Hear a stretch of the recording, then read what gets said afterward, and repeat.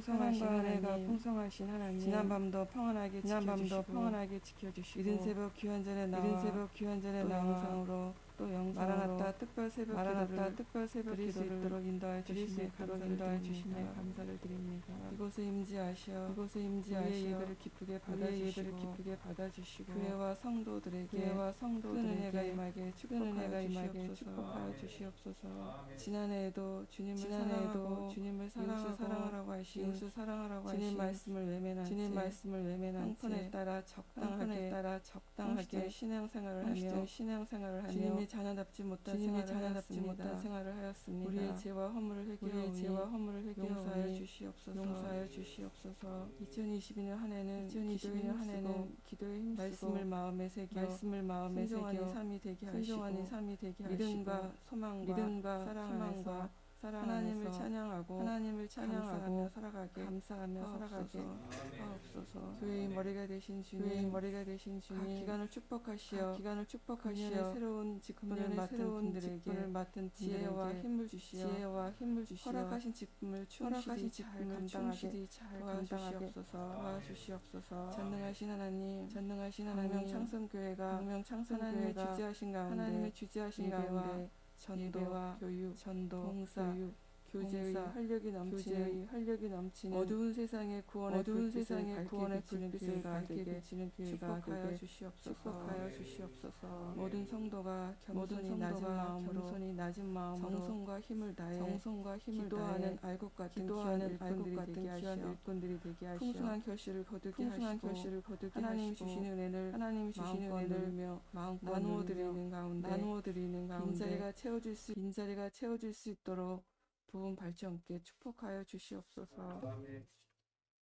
은혜의 말씀을 들고 다니엘 세우신 강동규 담임 목사님, 성경 말씀을 대언하실 때 성령 충만하게 하시어 말씀 듣는 우리가 위로받고 새 힘을 얻어 믿음으로 화합하는 놀라운 은혜가 임하는 말씀이 되게 하옵소서. 코로나19로 인한 역경을 통하여 교회와 성도가 연단되고 영적 성전을 이루어 주님이 말씀하신 빛이 되고 소금이 되어 나라와 사회를 변화시키는 교회와 성도들로 거듭나게 하옵소서. 이 시간 우리의 모든 무거운 짐들과 육체의 질병, 고통을 주님 앞에 내려놓고 기도합니다. 십자가 주시고 저희들의 건강과 가정, 직장을 축복하시어 주님 주신 은혜를 충만히 받게 하옵소서. 영상으로 반주로 또 보이지 않는 곳에서 교회와 예배를 위하여 수고하며 헌신하는 일꾼들에게 하나님의 크신 은혜와 축복이 임하게 하옵소서. 이 모든 말씀을 우리를 죄에서 구원하여 주신 우리 주 예수 그리스도의 이름으로 기도드립니다. 아멘. 이 시간 함께 나눌 말씀은 에베소서 6장입니다.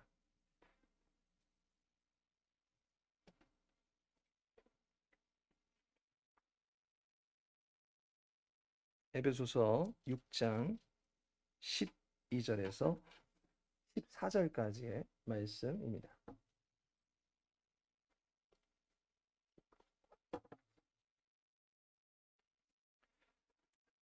에베소서 6장 12절에서 14절까지의 말씀 같이 읽도록 하겠습니다.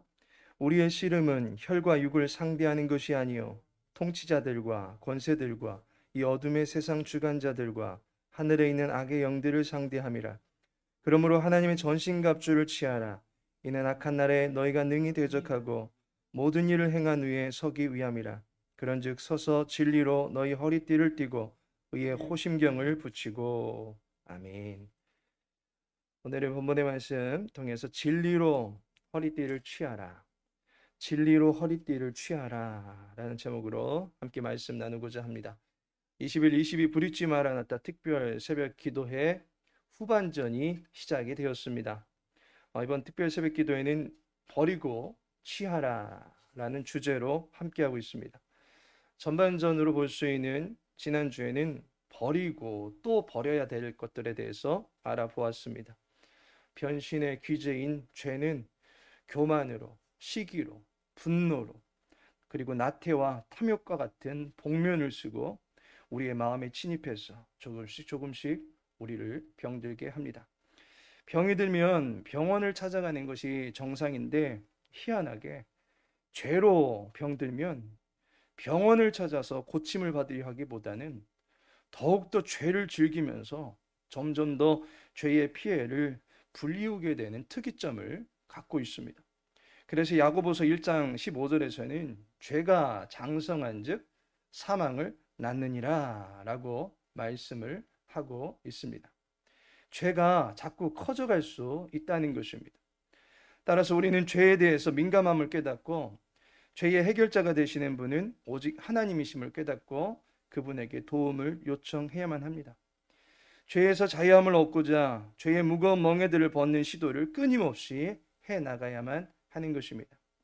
그런데 누가복음 11장에 보시면 더러운 귀신이 들렸던 사람의 이야기가 소개되고 있습니다. 더러운 귀신이 그에게서 떠나가고 이제 정상적인 삶을 살 수 있는 상태가 된 사람이 있습니다. 잘 살아보겠다라고 나름 준비했던 것입니다. 그런데 귀신이 다시 그 사람에게로 돌아오고 말았습니다. 그러면서 이전보다 더 악한 귀신 7을 데리고 돌아오는 탓에 그 사람의 형편이 이전보다도 더 심각하게 되었다라고 말해주고 있습니다. 이 사람의 문제점이 무엇입니까? 비우는 것은 성공했지만 채우지 못했다는 것입니다. 비워진 곳은 주인 없는 땅일 뿐입니다. 빈 땅은 또다시 새로운 주인이 찾아오기 마련입니다.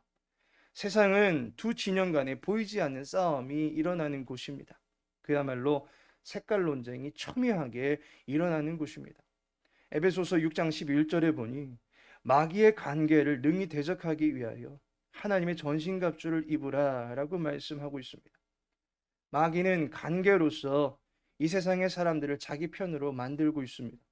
반면에 하나님은 전신갑주로서 자기의 백성들을 무장시키고 있습니다. 관계는 속이는 것입니다. 정확한 실체가 없는 것입니다. 그러나 전신갑주는 너는 군인이다 라고 하는 것을 정확하게 가르쳐 줌으로써 우리의 신분과 삶의 목표를 분명하게 깨닫게 해주는 것입니다. 이제 세상에서 살아가고 있는 인간은 바람에 향방 없이 떠다니는 조각배와 같이 상황에 따라서 이렇게 하고 저렇게 하는 식으로 무분별하게 살든지 아니면 하나님의 군사로서 5분 대기를 하며 살든지 둘 중에 하나의 삶을 반드시 취해야만 하는 것입니다. 버리는 일에 힘썼다면 우리는 또한 취하는 일도 힘써야 되는 하나님의 군사임을 잊지 말아야 할 것입니다. 그렇지 않을 경우에 우리는 또다시 악한 귀신 7이 더 강력하게 위협함으로써 그 힘에 짓눌려 버리는 사람처럼 사망의 종이 될 수밖에 없습니다. 따라서 버리는 일에 열심을 낸과 동시에 취하는 일에도 우리는 균형 있게 열심을 내어야만 하는 것입니다. 그 가운데 후반전에 우리가 취해야 될 것은 무엇인지 5일간의 새벽 기도 시간과 또 2주간의 주일 예배를 통해서 함께 알아보고자 합니다. 진리의 허리띠를 취하려면 어떻게 해야 되겠습니까? 우리가 취해야 될 것, 그 첫 번째가 바로 진리의 허리띠입니다. 14절을 보시면 그런즉 서서 진리로 너희 허리띠를 띠고 라고 말씀하고 있습니다. 하나님의 전신갑주로서 첫 번째로 언급되고 있는 것 바로 진리의 허리띠를 취하라 라고 하는 것입니다.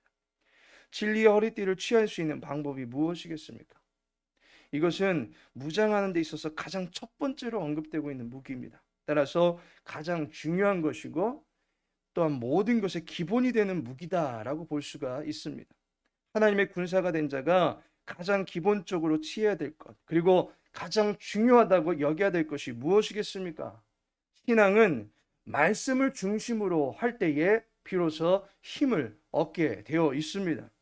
다시 말씀드립니다. 신앙은 말씀을 중심으로 할 때에 비로소 힘을 얻게 되는 것입니다. 하나님의 전신갑주에서 처음으로 나오는 것이 진리로 허리를 띠라라고 하는 것입니다. 진리로 허리띠를 띠라는 것입니다. 이 밖에 또 다른 전신갑주들이 있습니다. 호신경이 있고 신이 있고 방패가 있고 투구가 있고 마지막으로 검이 있습니다. 총 6개의 전신갑주가 열거되고 있습니다. 그 중에서 첫 번째가 진리의 띠입니다. 그런데 마지막 전신갑주가 무엇입니까? 바로 성령의 검 하나님의 말씀입니다. 이에 구체적인 내용은 다음 주에 알아보겠습니다. 다만 우리가 알아야 될 것은 분명 처음에도 진리로 무장하는 것이고 마지막도 말씀으로 무장하라라고 하는 동일한 이야기를 다른 전신갑주를 제시하면서 우리들에게 가르쳐주고 있다는 것입니다. 진리가 곧 하나님의 말씀이고 하나님의 말씀이 곧 진리인데 이것은 허리띠와 같이 방어용 무기면서 동시에 검과 같은 공격용 무기도 된다라고 하는 것입니다. 하나님의 군사는 처음부터 마지막까지 철저하게 말씀으로 무장되어 있어야 된다라고 하는 것을 이 전신갑주의 순번을 통해서 우리들에게 가르쳐주고 있는 것입니다. 우리나라 국가대표 선수 중에 현란한 발놀림으로 멋진 공격을 해내던 꾀돌이 선수 하면 생각이 나는 선수가 있을 것입니다. 바로 이영표 선수입니다. 그는 2002년 월드컵에서 한국인들에게 월드컵 4강 진출이라는 너무나 멋진 선물을 해준 히딩크 군단의 대표 선수 중에 한 사람입니다. 그는 지금도 해설위원으로서 명확한 경기 분석과 또 예측을 해가면서 시원시원하게 경기를 설명해 주고 있습니다. 이영표 선수가 멋진 모습 중에 하나는 그는 골을 넣으면 세리머니를 하기 전에 먼저 하나님께 무릎을 꿇고 기도하는 것입니다. 만인들 앞에서 하나님을 인정하고 높여드리는 그 모습 너무 감동적이지 않습니까? 그런데 이영표 선수의 포지션이 팀에 따라서 바뀌기는 하지만 윙백 역할을 합니다. 이것은 측면에서 수비수 역할을 하다가 언제든지 기회가 되면 골문앞까지 현란한 드리블을 해가서 그곳에서 슛을 쏘는 그러한 역할을 하는 것입니다. 이것이 바로 이영표 선수의 포지션인 것입니다. 그런데 진리는 하나님 앞에서 이와 같은 포지션을 담당하게 해주는 것입니다. 수비도 하고 공격도 하고 수비를 할 때에는 허리띠로 진리를 착용하라라고 하는 것입니다. 진리로 허리띠를 한다라고 하는 것은 진리로 말미암아 힘을 얻을 수 있다라고 하는 것을 의미합니다. 허리는 힘을 상징합니다. 잠언 31장 17절에 보니까 힘있게 허리를 묶으며 자기의 팔을 강하게 하며 라고 말씀하고 있습니다. 허리는 힘을 발휘할 수 있는 지축 역할을 하는 곳입니다. 이곳에 띠를 띠므로써 허리가 견고하게 받쳐지게 하고 그로 인해서 힘을 더 잘 낼 수 있도록 돕는 것입니다. 진리가 우리의 힘의 근원이 되어야만 합니다. 예수님께서 광야에서 사탄에게 시험을 받으실 때에 사탄을 대적한 힘이 어디에서 나왔겠습니까? 분명 예수님은 40일을 금식하시고 온몸이 수척해진 상태에서 돌멩이 하나도 집어 올리기 힘들 정도로 후들후들 떨리는 육체의 상태를 가지고 있었을 것입니다. 예수님은 그야말로 육체적으로는 힘이 없는 상태임이 분명합니다. 그런데 그분이 사탄이 걸어오는 씨름을 단번에 물리칩니다. 그것도 한 번이 아니라 3번에 걸친 집요한 그 씨름에서 넘어지지 않고 모두 다 통쾌하게 승리하십니다. 그 이유가 무엇이겠습니까? 마태복음 4장 4절과 7절 그리고 10절에서 분명히 말씀하시기를 기록되었으되 라고 하는 하나님의 말씀으로 승리를 거두셨다라고 하는 것입니다. 말씀은 우리의 힘이 되는 것입니다. 진리가 우리에게 힘을 줍니다. 신자의 기본기는 말씀에서 비롯되는 것입니다. 개인의 신비로운 경험이 아닙니다. 누군가의 간증이 아닙니다. 직분이 있고 없고가 아닙니다. 신자 곧 하나님의 군사가 갖추어야 될 기본 중의 기본은 바로 하나님의 말씀이다 라고 하는 것을 잊지 말아야 할 것입니다. 그렇다면 이 진리의 띠를 취하면 어떻게 됩니까? 건강한 신앙생활을 하기 원하십니까? 진리를 가까이 해야만 할 것입니다. 우리가 이 진리의 허리띠를 취하게 되면 우리의 신앙생활은 여러 가지 면에서 힘을 얻게 되어 있습니다. 그 첫 번째가 자유함을 얻게 됩니다. 진리를 갖출 때에 가장 대표적으로 주어지는 힘이 자유입니다. 예수님께서는 요한복음 8장 32절에서 말씀하시기를 진리를 알지니 진리가 너희를 자유롭게 하리라 라고 말씀하고 있습니다. 사탄은 우리를 종노릇하게 만들려고 합니다. 사망에 매인받아서 자유를 상실한 삶을 살게 하려고 합니다. 그 사탄의 필살기가 바로 거짓입니다.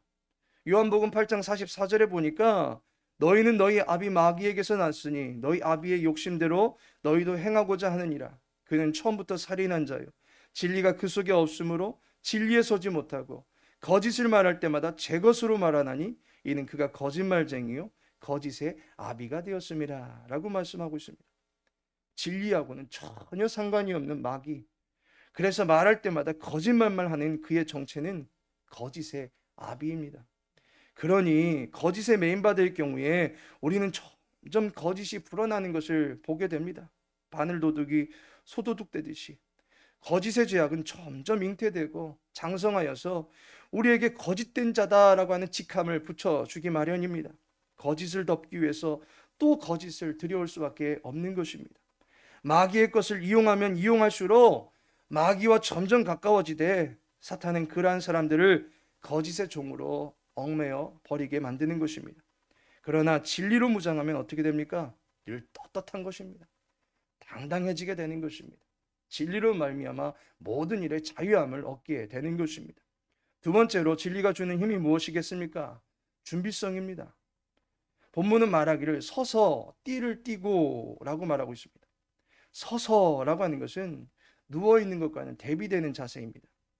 누워있는 자세는 영혼의 눈꺼풀, 영혼의 무거운 눈꺼풀이라 할 수 있는 나태에서 살펴보셔서 기억이 나실 것입니다. 좀 더 자자, 좀 더 졸자, 좀 더 눕자 하는 것이 나태입니다. 무기력입니다. 무방비입니다. 그런데 진리를 띠기 위해서는 서야만 합니다. 일어서야만 합니다. 깨어야만 하는 것입니다. 만반의 준비를 할 자세를 하는 것입니다. 진리는 우리를 늘 깨워주는 것입니다. 진리는 시대가 아무리 변해도 그리고 이런저런 사조들이 변한다 할지라도 시대를 분별할 수 있는 눈을 열어주고 이 시대에 어떤 자세로 살아가야 될지 분명한 우리의 입장을 준비시켜 준다라고 하는 사실입니다. 마지막으로 진리는 안전성을 우리들에게 부여해 줍니다. 본문은 말하기를 허리띠를 띠고 라고 말씀하고 있습니다. 허리띠를 두르지 않고는 남은 전투 장비에 그 어떤 것도 취할 수가 없습니다. 인간의 손은 두 개입니다. 군사는 한 손에는 방패를, 다른 한 손에는 검을 잡아야 됩니다. 허리띠가 둘러지지 않으면 그 병사는 자꾸만 내려가는 바지춤을 올려야 되는데 남는 손이 없습니다. 전쟁을 할 수 있는 상태가 안 되는 것입니다. 더욱이 로마 군인들의 무장한 옷을 보면 칼은 허리에 차게 되어 있습니다. 허리춤에 띠가 메어지지 않은 이상 칼 역시 그 무게 때문에 흘러내릴 수밖에 없는 것입니다. 전쟁에서 칼을 잃어버린 자의 생명은 보장할 수가 없는 것입니다. 진리로 힘있게 무장할 때에 생명이 방어가 되는 것이고 또한 생명을 수호할 수 있는 무기도 제대로 챙길 수 있는 것입니다. 허리띠가 채워져야 비로소 군사는 공수 부분에서 흐트러짐 없이 안전하게 그 역할을 감당해낼 수 있는 것입니다. 하나님께서 사랑하시는 성도 여러분, 하나님의 전신갑주를 취하는 일에 하나하나 무장에 들어갈 수 있기를 원합니다. 올 한 해, 아니 어쩌면 우리의 평생에 우리가 잃지 않고 늘 준비해 두어야 될 것은 하나님의 전신갑주입니다. 본문 12절에 보니까 우리의 씨름이라고 말씀하고 있습니다. 로마 시대의 씨름은 레슬링을 말합니다. 가장 가까이서 적을 끌어안고 넘어뜨리는 힘겨루기를 하는 레슬링입니다. 우리의 적은 가장 가까이 있습니다. 이미 우리와 함께하고 있습니다. 그 적에게 등을 보일 수 있는 여유가 없습니다. 늘 깨어 무장하고 늘 전쟁에 임하여야 되는 전사의 자세를 갖추어야 할 것입니다. 우리보다 앞서가시는 우리의 군대 장관 되시는 여호와의 명령을 좇아서 완전 군장을 갖추고 영적 전쟁에서 우리 함께 승리의 노래를 부를 수 있는 뜨거운 전우들이 다 되시기를 예수님의 이름으로 축복합니다.